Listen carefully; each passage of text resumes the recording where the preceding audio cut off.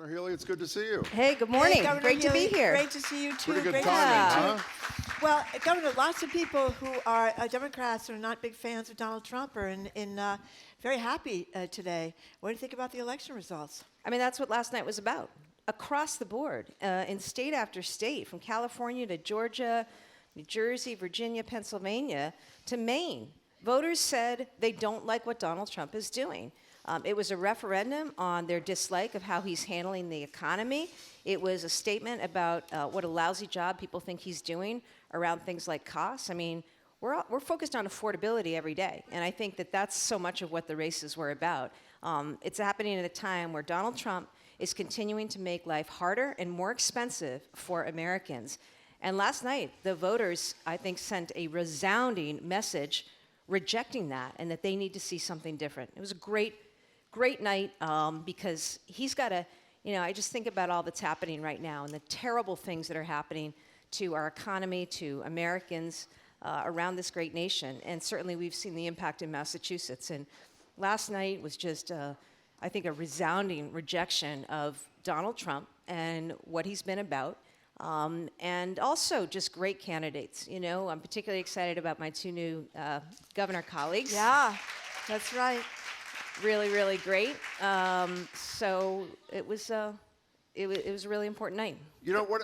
I'm sorry, I Martha, was just going to say that there seems to be this debate now this morning. Okay, Zoran Mandami is a democratic socialist. People call him a far-left radical. I don't see him that way. I don't think there's all that radical to get help with childcare or with food. But in any case, that's how he's pegged. And then you have the more moderate Democrats, the two winners in Virginia and New Jersey.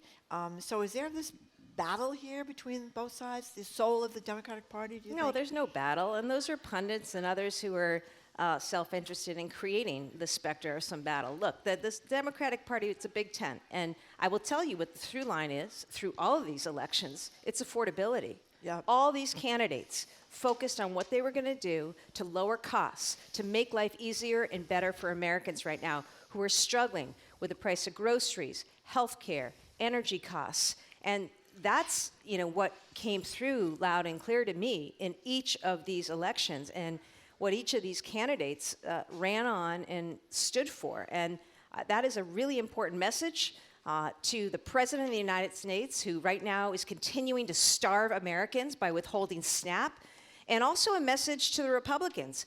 Get back to Washington, do your job, and negotiate a deal to reopen government. I've got 45,000 federal workers in Massachusetts right now who are threatened. I have hundreds of federal workers in Massachusetts who are applying for unemployment insurance. We have federal workers who are out of work, who are at food pantries this weekend. It is absolutely unacceptable. And for this president to just continue to not follow the law. We could talk about SNAP. I mean, he's in contempt. He was ordered by a court to do what he's legally required to do, which is to fund SNAP, and he's not doing it. And instead he's focused on ballrooms and bathrooms and all these things, great Gatsby parties. It's unbelievable. And what came through last night in all of these elections is that Americans are rejecting that. Around the country, Americans are rejecting how Donald Trump is handling the economy. They're saying that Donald Trump has been a huge failure on addressing, the economic circumstance of American families, and they're just saying no. That's what last night was about. Can we continue the conversation about SNAP, Governor? We've talked about it almost nonstop, as have you. We know that the court, Rhode Island and Massachusetts on Friday, ordered Trump to use the $6 billion he had there. He says the amount of money there only covers 50% of the November cost. That's one. Two, the judge went out of his way to say there's another $23 billion fund that you are legally permitted to use. He's chosen not to. So of the first of a number of questions, when will SNAP recipients in Massachusetts get money? Even if Trump complies, it does the 50% deal, when will they see their cards recharged, even halfway? We're ready to get money out the door as soon as it comes in.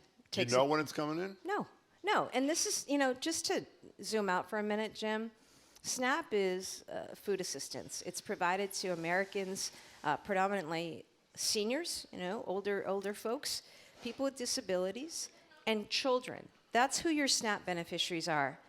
They live in every state. They live in every city and town in America. Red states, blue states. SNAP beneficiaries are everywhere. Many of them are working. They're just working poor. They don't have enough money to feed their families. And so SNAP has been in place for a long time. We've had other federal shutdowns, and every other president has funded SNAP during a federal shutdown. Donald Trump chose not to feed Americans. He chose not to release those SNAP benefits. We had to take him to court. Thank you to A.G. Campbell, who led the charge there. 25 states took him to court along with organizations, got the order declaring what we already knew to be true, is that he was legally required to fund SNAP. But yet, he wakes up yesterday and says, I'm not going to follow that court order. Initially said, I'm only going to fund half. Half to Americans who are starving, who are anxious about how they're going to feed their families. That's what's happening. He's now said he's not going to fund SNAP. So I don't know, Jim. We also received from the USDA, they're the agency that oversees SNAP, a memo the other day.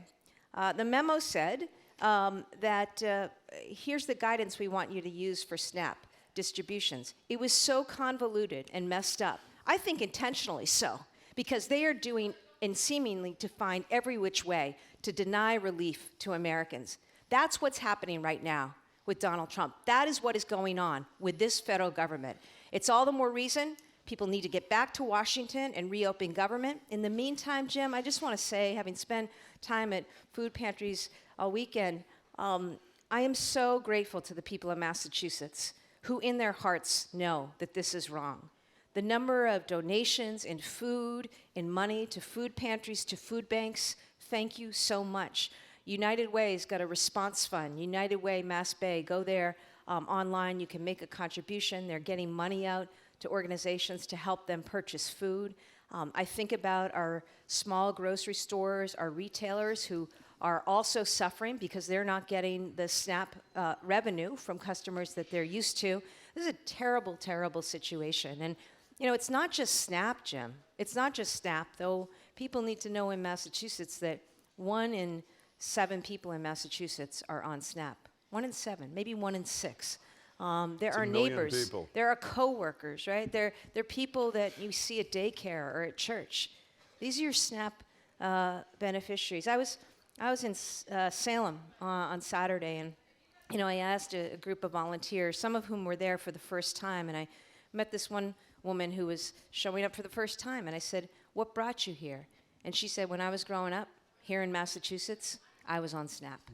And you know, she went on to college, works for a pharmaceutical company, and she knows exactly what that meant to her and her life trajectory. And you know, I was very moved by that. I've been very moved by the people coming out.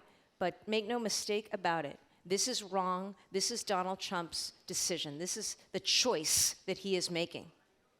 And so anyone that you're talking to who wants to excuse this president or explain away what he's doing, I think you have a pretty hard time doing that, especially juxtaposed next to what he's doing, this gross, disgusting display, building this ballroom for some untold millions of amounts we don't even know, throwing this party down at Mar-a-Lago this weekend, you know, of all weekends, fixation on marble and bathrooms, you know, this is what's happening. And it's not just SNAP.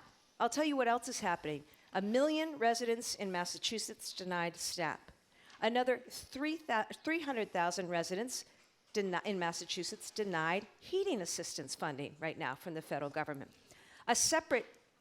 Another 300,000 Massachusetts residents who received notices that their health care premiums are going to go up through the roof, in some instances increasing by as much as $20,000. And then, of course, we have the devastating cuts to Medicaid. And we already have federal workers who are not getting paid and who are filing for unemployment. That's what Donald Trump has done.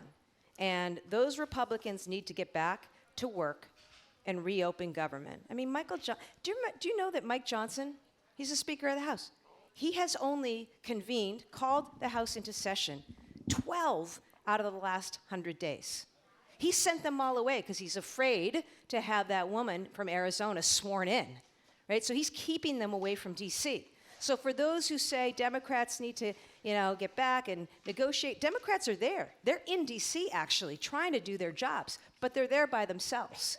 And so Donald Trump, I hope takes a message from last night, gives the permission, which apparently he needs to do, to some of these weak leaders in Congress, the Republicans, and give them the permission to do what's right and do, frankly, what's in their own self-interest. Because read the room.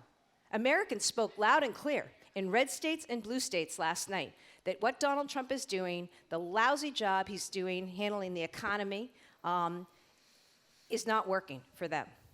Governor, one last question about SNAP, and then we're going to get to the calls because there are tons of them. By my calculation, even if Trump were to come up with 50% of November's federal funding, it still leaves Massachusetts $100+ million short. You advanced, I think it's $4 million from some reserve fund to food pantries and other things, but that still leaves a huge hole. And Lorraine in Berlin, Massachusetts is asking, please ask the governor why she's not using Massachusetts Rainy Day Fund to fill in the gap for lack of federal SNAP benefits. Why, Governor? Yeah, to be clear, I want to do everything that I can to support these families and those who need food. I advanced funding. I doubled the amount of funding for our food pantries.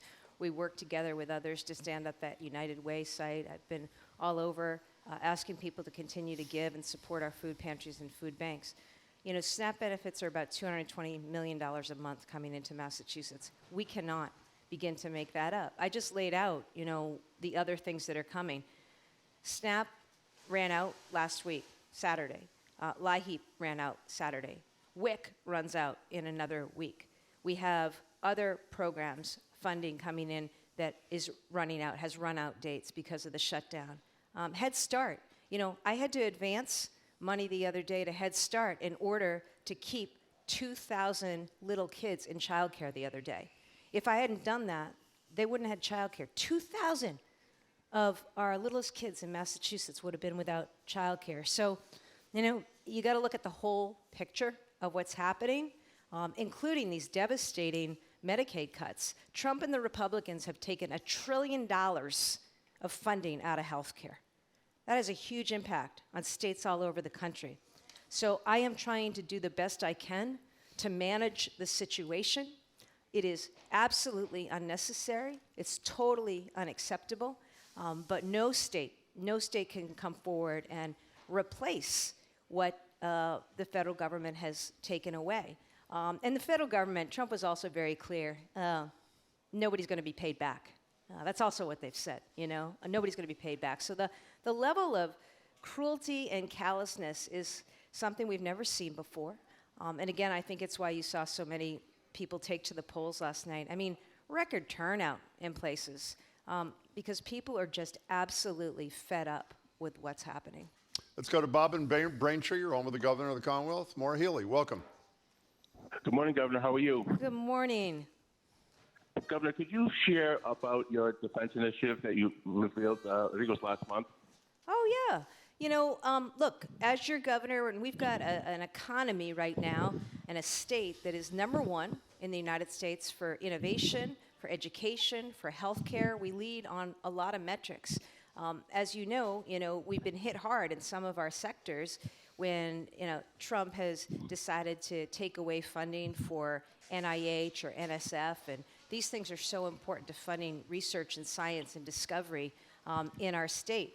As I look around, I think about the assets we have in Massachusetts, and one of the great assets that we have that I think is underutilized as a sector is the defense industry. So much of the capability of our defense industry comes out of Massachusetts institutions. And, they employ a lot of people, they support a lot of jobs, they support our economy. And so I stood with leaders from the defense industry and from research organizations related to that the other day to announce something called the SHIELD Act, which is all about, a strategic investment in that defense industry hub right here in Massachusetts. So look, as governor, I am always looking for ways to create jobs, to drive economic growth. And that's an example of an area where I think we can really lean in. When you think about, the technology, whether it's, technology around detecting weapons or security surveillance materials, or, there's just so much happening in this space. And Massachusetts, as a state that leads in innovation education, we got people from all over our state, all over the world who come here, incredibly talented to do this work. We've really grown this sector, and I want to lean in. It's going to be good for us. Bob, thanks for the call. We appreciate it. 877-301-8970 is the number. Jessica from Boston, thank you for calling. Hi, Jessica. Hi, my name is Jessica, and I'm a case manager at DMH and also an SEIU member. My question is, we fought so hard to save our jobs, and now the state is proposing a buyout and not going to backfill those positions. We serve about 29,000 individuals, the most vulnerable individuals in Massachusetts, and we're feeling the crunch of SNAP benefits going away and all of these other things everyone's feeling. And with less workers and more people in need, how are we expected to survive this? Yeah, Jessica, first of all, thank you for being a great teammate. I am so proud of the work that people are doing at the Department of Mental Health and across our state agencies, especially those right now who have a lot on their plate, because a lot of our state agencies take care of some of the most vulnerable people in our state. And with the federal government attacking, essentially, by not funding services for vulnerable folks, our state agencies are having to do even more. So, Jessica, I just want to thank you and all your coworkers for everything that you do. When I came in 3 years ago, one of the things that I was committed to was making sure that workers like you got paid. And we increased salaries. We did that for a reason, because I want to keep and retain talented people like you, and I want more people coming into much needed human services positions. So we did that. It's also the case that this is a hard time right now, given what's happening, especially with the federal government and what Trump is doing to the economy. So we're trying to work through all these issues right now. And I've made no decisions about what's going to happen with respect to state employees.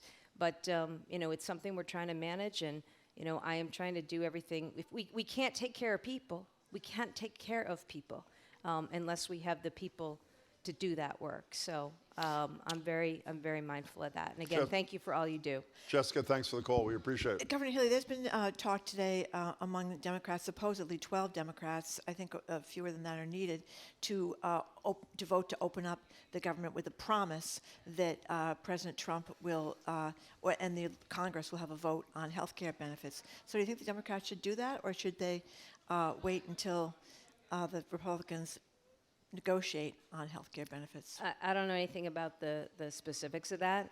What I do know is that the federal government needs to reopen, and people need to have health care coverage. They cannot have their health care coverage taken away, and that's what Trump is doing by ending the subsidies for the health care premiums. But you think they should do it, the Democrats should open up the government, though, before they get the health care benefits dealt with? I mean, they want to promise now. That's what they're talking about. Oh, Donald Trump's going to promise? Yeah, good luck with that. Okay. Look, people need to get back to Washington and do their jobs, Okay. and it's not that complicated, okay? Continue the subsidies, reopen the government, and negotiate everything else. Okay. And by the way, In it'd that be order. nice. Well, and it'd be Okay. nice if, congressional Republicans push back. I mean, at this point, guys, it's pretty clear what's happening. Your boss, your leader-in-chief, is taking you all down. And you've got midterms next year. Read the room. This isn't working for people. Donald Trump has only made life more expensive and harder. And, we've got work to do. And I'm not absolving the Democratic Party or anyone else there in leadership, including myself. I mean, I know every day I'm focused on how do I build more homes more quickly so that we can drive down rents and drive down the cost of housing? How do we work to get more energy in and get things off people's bills so that we lower their energy costs this winter? I'm focused on how do we deal with rising healthcare costs, What do we need to do to rein that in? I mean, that's my number one focus, affordability. I think it needs to be the number one focus for Democrats. And frankly, Democrats are the ones offering a plan and offering leadership nationally on that. I haven't seen a thing from the Republicans. They haven't said anything. They're just back home in their districts. Certainly the president has offered nothing except more tariffs, more uncertainty in the market, spending money on things that aren't about supporting jobs and the American families, right? I mean, he's spending money on ballrooms and parties and, all sorts of stuff like that. Threats to invade Nigeria, for God's sakes. Like, the American people are hurting right now because of his policies. And, he and the Republicans have an opportunity to do something about that. I don't know if they will, but I know the Democrats will. Governor, we have to take a break in a minute, but let me just pose this question. We'll get as much as we can, and then we may have to continue it. You've talked about, obviously, all the pressures on state dollars because of the withdrawal of federal funds and that sort of thing. There have been stories and a report from Mass Municipal Association about how tough finances are in cities and towns. We read that 38 states, not Massachusetts, allow for local option sales taxes, for example. Mayor Wu was standing there about a week ago and said outright she thought that the legislature should repeal Proposition 2.5. Do you support either of those moves? And if not, what do you propose to make life easier for city and town And officials? Massachusetts doesn't give much money to cities and towns compared to other Comparatively states. speaking. Yeah. So where are you on that? Actually, we do give a lot of money, both for education and for the funding of roads and bridges. And we're going to continue to. And under my time as governor, we have increased that. We've fully funded the Student Opportunity Act, and we've given out more money. It's also the case that, cities and towns are hurting right now because they too are experiencing inflation. Everything that they do has gotten more expensive, the things that they have to buy as a city or town. Also, they've seen healthcare costs increase, just like the private sector has seen healthcare costs increase. In government, we've seen that, and in local government, we've seen that. So the same thing that's happening in the private sector and in state government is also happening at the local level. Look, I'll just say this, that we have a very, very close working relationship with our cities and towns. Of course, my teammate, Kim Governor. Driscoll, was a mayor for 17 years, and we're going to continue to support our cities and towns. The things left on the table because we had a break. I was asking about two proposals some are making. One, to give cities and towns a local option sales tax, not a mandate, an option. And Mayor Wu's proposal that Prop 2.5 has outlived its usefulness should be repealed. Where are you on those things? Well, we know that our municipalities are struggling with their budgets. I mean, we struggle with that as a state government, and the private sector is struggling as well. And that's why, over the last 3 years, we've increased school funding by $1.4 billion. Over the last 3 years, an additional $1.4 billion in state funding out to our schools. We've increased funding for roads and bridges by 50%. We proposed something called the Municipal Empowerment Act to help our municipalities reduce financial pressure by giving them more tools. We're squarely in the corner. I love each of our 351 cities and towns, and it's hard right now, with inflation costs, with healthcare costs. So we are trying to do all that we can with state resources. It's also a reason why, the federal policies, what's happening at the federal level matters, right? I mean, none of us, no local leader, no mayor, no governor controls inflation. We don't control tariffs, but these things have a huge impact on us. Just like it has a huge impact on us when we see money taken away for programs like SNAP, because then more people are going to end up, falling through the cracks. And in government, it's our responsibility at the local level and the state level to look after them. When you take away funding for people's health care insurance, in 2 months, by jacking up the cost, that means more people are going to go uninsured. They're going to be showing up at community hospitals, without that coverage. And we all bear the cost of this, which is why, it's so important that on the federal level, the federal government and the president be doing things to lower costs. Well, but you didn't answer the question, if I may. Two things that would give individual cities and towns power to raise their own money if they need to. Dumping 2.5, local option sales. Do you support either of them? You know, I think those are for municipalities to decide, and I respect the Well, will of state the legislature I has to respect the decide. will of the voters on that. So I know it's something that's being discussed at the local level now and at the state level.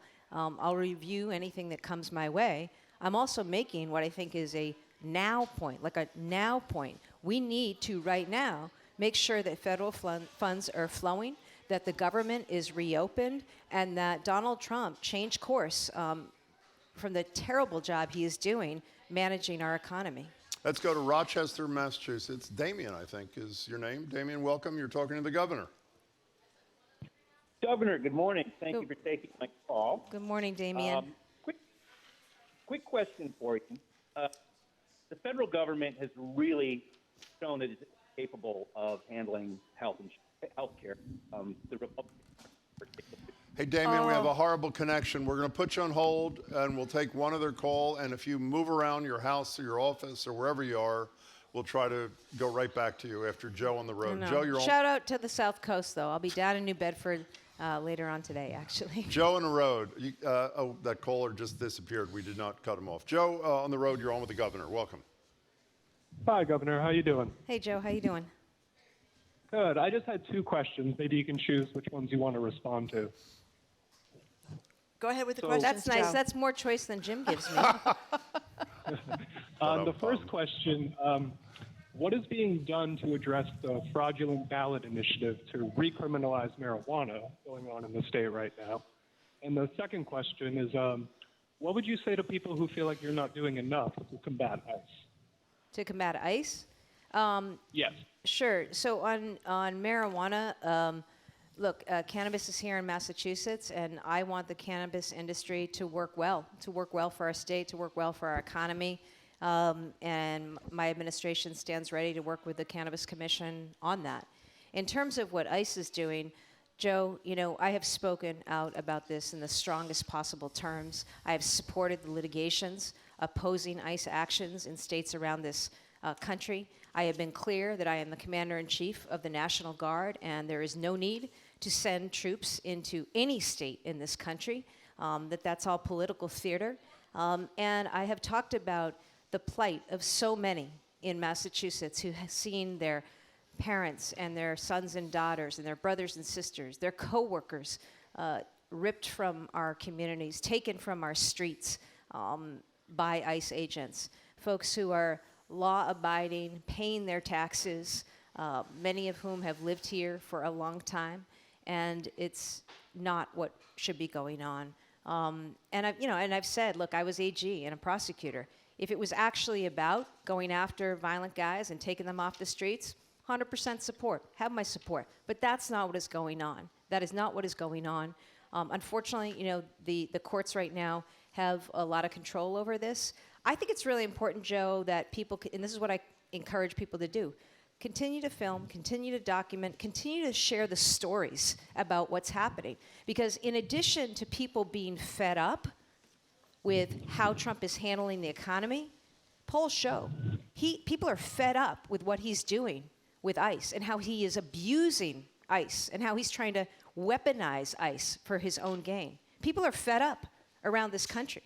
And that's what's happening. We need to continue to talk about it, and we need to continue to demand that the president stop this. Joe, You know, I thanks just for the want to call. mention, for those of you who go to the Allston car wash. I also say, I mean, we have spent a lot of time, Joe, convening my office and my Office of Refugees and Immigrants, convening with immigrant organizations and leaders. We funded, assistance to them and legal assistance to them because we've got so many people who have been unlawfully detained and picked up as well, including little kids. I mean, you've heard the stories, right? I mean, we've got teenagers who've been taken away. It's kind of unimaginable. If you'd asked us, 5 years ago, would we see this on the streets of Massachusetts, in the streets of America?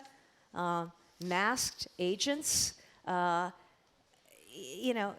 I don't think this is something we would have ever envisioned. It's not who we are.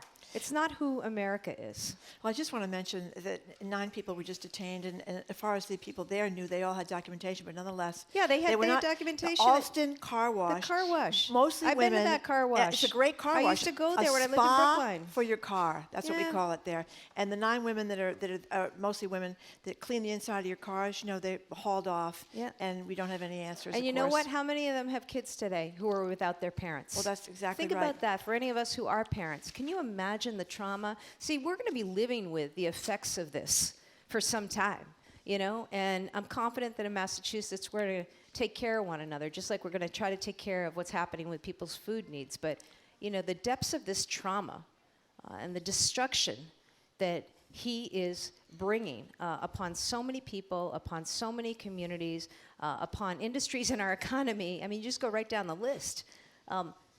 I don't see anybody benefiting from what he's doing except for a very, very, very, very limited number who are very, very wealthy. They're the only ones I see benefiting right now. I invite anybody to point to, some group that's better off right now. Governor Which is Hill- kind of amazing, right? When you Yeah. think about the country, farmers are devastated, veterans are hurt, people in red states and blue states, people out of work, slowing economy. It's unbelievable. Governor Healey, I wanted to ask you about the Globe reported, Samantha Gross reported on this story, a gentleman who was quite well known in Springfield, ran for city council, school board, was feted 100 Men of Color Awards in Hartford just last month, Lamar D. Cook. He was just arrested in Springfield on charges where authorities seized nearly 18 pounds of cocaine that were slated to be delivered to the downtown state office over the weekend, and he's has been an aide of yours. What happened? We don't know all the circumstances. The DA is investigating. I will tell you this. This is one of our employees who works out of our Springfield office. I was shocked, and I was so angry. It's a huge betrayal of trust, a huge betrayal of trust for those of us who work hard in government and the people of Springfield, frankly. So, let the authorities take care of them. I appreciate the work, actually, of the Massachusetts State Police, who helped investigate and apprehend him. And as soon as I learned of it, he was terminated before he even was arraigned. Let's go to Damien, who is back. Apparently has walked to another part of his house or wherever he is. Hi, Damien from Rochester. You're on with the governor again. Hi. Hey, Jim. Thank you, Governor. Sorry about the bad connection. Much better. Thank you. In my question comes to the GOP has pretty much sabotaged health care on a national level. So I think it's up to the states to really take the issue over. And I would like to see Massachusetts spearhead an effort with other blue states on the West Coast and the East Coast to set up a compact to provide single-payer health care for their citizens. And this would cover anybody who's not currently covered by federal programs like Medicare or Medicaid or the VA. But I think it gives a great opportunity both for our citizens and to attract businesses, because companies aren't going to have to pay health care for their workers. And entrepreneurs who want to set up their own businesses don't have to worry about who's going to pay their doctor's bills while they're setting up their company. So I'd really like to see us give some serious effort to looking into this with other states. Thank you, Damien. Thanks, Damien. And let me tell you what we are doing, Damien. Weeks ago, I announced that Massachusetts was leading a coalition of several states. We've got about 8 or 9 other states stretching all the way down to Pennsylvania and Maryland. We're working together to basically set up our own public health infrastructure. It's why I was able to announce that everybody in Massachusetts is able to get a vaccine. Insurers are going to pay for it. Pharmacies are going to make that available. Also, we're working, and we did that. We did that, frankly, because the RFK took vaccines away and dismantled and fired all the scientists and experts from the CDC. So this has given us a moment, to Damien's point, of getting states to work together. And, as a state that is #1 in the country for not just quality of health care, but also the number of people covered by health care insurance, we wanted to lead. And that's why we established this coalition. We're working together not just on vaccine distribution, but also on surveillance of disease, because you have to monitor now, what's happening. The CDC used to do that. They used to identify if there were, outbreaks of measles and the like. We're having to do that as states, and also work together on emergency preparedness. When it comes to healthcare costs, Damien, this is, a top issue, an absolute top issue, which is also why you see, the debate right now in Washington. People are outraged. They can't afford healthcare, and they can't afford, these double-digit increases in premiums. So what we need to do, and what I'm doing here in Massachusetts, we've got to figure out a way by bringing together our insurers, our providers, hospitals, our major employers, come together at the table and figure out a new way forward, because we've got to find a way to reduce costs and make healthcare more affordable. We need to do it all around this country, and I stand ready to work with others on that, including other states, because we've talked about what can states do with more bulk purchasing power, right? Before, we haven't set that up before, but in the same way, I invited all the Canadians down, and I got together with the New England states. I invited New York in, and we had a conversation about how we're going to bring more energy into the region and lower energy costs. We can do that with healthcare too, and I've been talking to other governors about that. But, incredibly important issue, Damien, healthcare and the cost, and we've got to get it down in this country. Can I return to two things that you just were critical of when you were talking about ICE with the listener and with Marjorie? You mentioned kids getting grabbed, and there's a term that is sadly come into use about the school-to-deportation pipeline. And there's a bill and the reason is because once you're charged with a crime, you go in an FBI database, which helps them out. There's a bill in the legislature to exempt minors from the fingerprint database of the FBI. That's one. And two, there's also a bill to make it illegal at any level of law enforcement for a law enforcement person to wear a mask. And there's some question about whether or not a state could ever require a federal law enforcement agent to do anything. But do you support either or both of those things? I haven't looked at either one of those specifically. I'll tell you on the issue of masks, I just want folks to understand, our local police, our state police, no one wears masks. They wear a badge. They are identified by name and number. And, I just think it's really important that people in our state, and I think they do, distinguish between what they're seeing from ICE and those who've been called in, with promises of a $50,000 bonus to come work for ICE, and the work of the men and women in our local police departments and law enforcement, the state police, who do not wear masks, who are there with body-worn cameras, fully accountable. And I understand it doesn't make sense. It's so upsetting to people that how are these guys allowed to wear masks? I think the law is clear on that. That they are. I know it's been challenged, and there's been something filed out in California. But right now, I guess that is the law, and it doesn't make sense to me. It doesn't make sense to a lot of people. That they're somehow allowed to have a different standard. Well, I know you haven't seen the language, but it's and in pretty terms clear. of the kids, look, I'll say this. This is one of the reasons we need immigration reform. We've got, think about all the kids who were brought here. And look, I'm not excusing anybody who crossed the border unlawfully, okay? But the fact of the matter is, that's been happening for generations. And, we definitely needed tightening on the border. That has happened, okay? But we've got a lot of people in this country who are here. They may be in process for citizenship, but they're not there yet. We got to figure out a way to work with them in a way that makes sense. Taking them away from our communities, our employers, their kids doesn't make sense. Nor does punishing little kids who had no control over what was happening to them, who are, in our schools and playing on our sports teams and, living their lives, going to college, working. And these stories are particularly gut-wrenching for me, right? Because they had no control over this. But they're just subject to the inability of the federal government and a president and Congress, who frankly control everything. Republicans control the House, the Senate, and the presidency. Wouldn't now be the time for immigration reform, sensible, pragmatic immigration reform that I think most Americans, are behind, a path forward. We should also add that crossing the border is not a crime. It's a civil violation. And a lot of people, including the president, don't seem to understand that. Susan and JP, you're on with the governor. Welcome. Oh, thank you.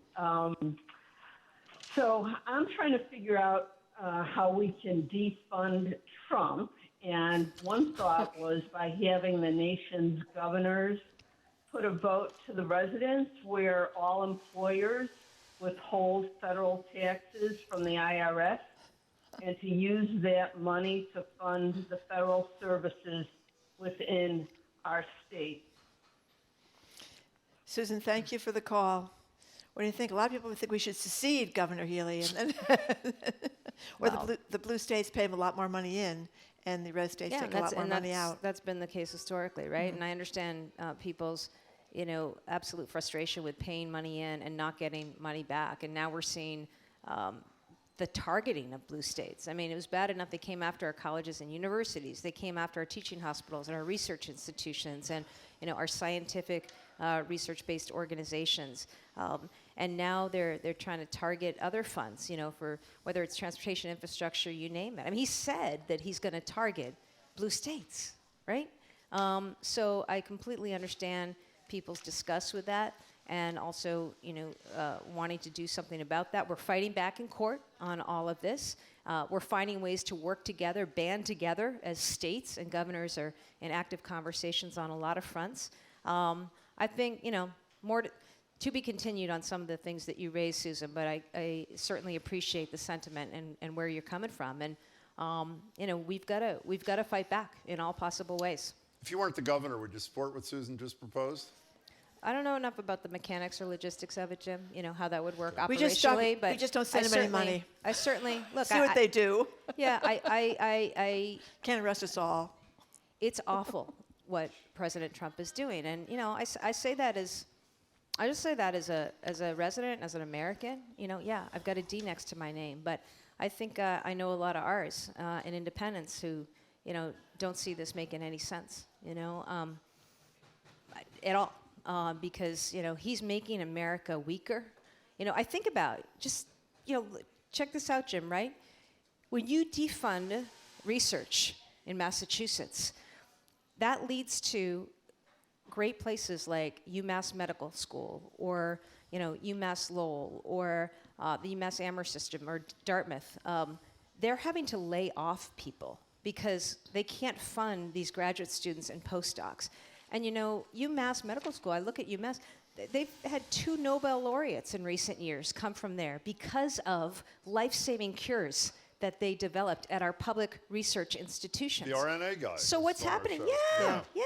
Okay, so here's what's happening in Massachusetts and in other states. You have people who are being recruited right now away from us by countries like China, by countries in Europe, in the Middle East. Why is he giving our talent away? Oh, and by the way, he wants to tack on another $100,000 in order to get visas for people to study here.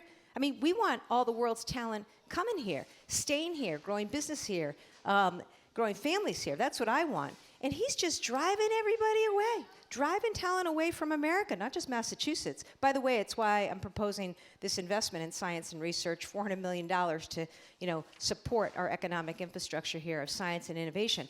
But, bigger picture, that's just another example of how Donald Trump is leading us down the wrong road, making us less competitive by driving talent from our shores. Now, I don't want China to monetize and make money off those next discoveries of life-saving cures and treatments. And you know that we sit about 1.5 miles in each direction from places right now where families are holding on to the last bit of hope that there is a cure or there is a clinical trial that is going to save their loved one. And we've got so many researchers in Massachusetts who are on the brink of incredible discoveries and life-saving cures and treatments to ALS and Alzheimer's and cancers.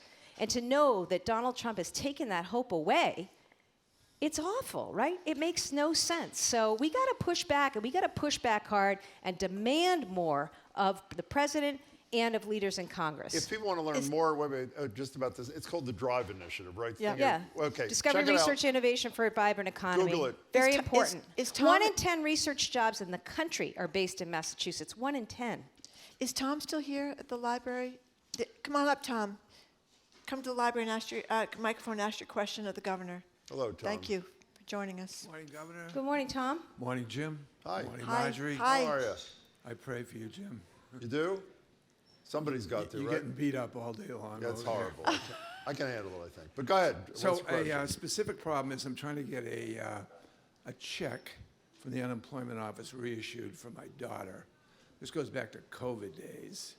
All right, for $8,000 when they told her, they gave her $8,000 by accident. She paid it back.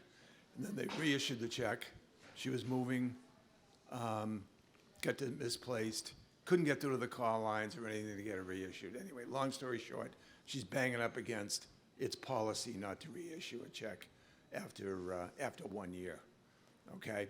Bigger issue is, I hope you're working on, or are you working on, I know you handle a bag of worms, but the call centers and the websites for unemployment, things that would go dead end, people would wait for 2 hours to get through, and then it would just hang up. Let's on get them and we're things running like out of that. time. Okay. I think she gets the gist Tom, of it. Tom, thank you. Thank you. I want to take your name and number and have our team circle back with you on your daughter's issue. I will say, we've put a lot of investment into that because when I became governor, not only did we inherit a bill of $3 billion because the unemployment assistance operation was not managed well, so that wasn't great. I had to go to the Biden administration and negotiate down a new number. And we're working with employers right now on what we can do to shore up our unemployment system, which is very, very important for our economy, for employers, and for residents.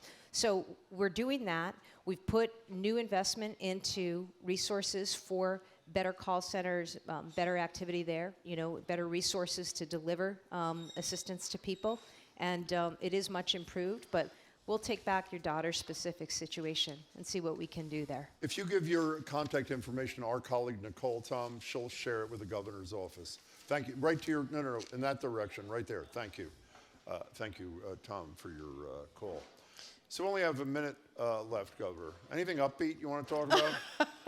Hey, there's Upbeat was yesterday, wasn't it? I mean, I think Upbeat was yesterday because, it shows I have unyielding and unabiding faith in the American people. Wow. I really do. I really do. We know what this country has been about. We're going to celebrate it next year, 250 years of this great American experiment. As imperfect as aspects of it have been, it nevertheless is the greatest country in the world. And, people want that, and they want for that. And last night you heard people stand up, come forward, and demand that. So that is hopeful to me. I also, while I have a little bit of time, please visit unitedwaymassbay.org/United Response. This is a fund that will help feed people in our state. Go to your local food pantry, contact your local food bank, see if you can help, what you can do to contribute.